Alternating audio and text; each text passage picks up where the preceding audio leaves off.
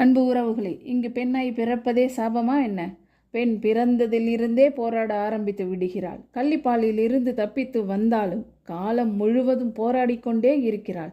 வலிக்கு அஞ்சுபவள் அல்ல பெண், ஆனால் பழிக்கு அஞ்சுபவள். பழமொழி கூட பெண்ணிற்கு சாதகமாக இருக்கிறதா என்ன? தாயைப் போல பிள்ளை, ஏன் தந்தையைப் போலவோ அவர்கள் குடும்பத்தில் இருப்பவர்கள் போலவோ பிள்ளைகள் இருக்காதா என்ன? இப்படி பழமொழி சொல்லிவிட்டால் மொத்த பொறுப்பும் பெண்ணின் தலையில் இறக்கிவிட்டு இவர்கள் வசதியாக வாழ்வார்கள் அல்லவா?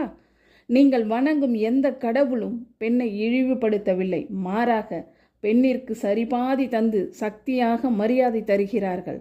ஆனால் கடவுளை வணங்குவதாக சொல்லும் நீங்கள் உண்மையில் பெண்மையை எப்படி நடத்துகிறீர்கள்? உண்மையில் கடவுளை நீங்கள் நம்பினால் பெண்மையை மதிக்க கற்றுக்கொள்ளுங்கள். நீங்களும் கடவுள் போல நல்ல மனிதர்களாக மதிக்கப்படுவீர்கள். பெண்ணில் தொடங்கும் வாழ்வு மறந்தால் வாழ்வில் மேன்மை என்றும் இல்லை.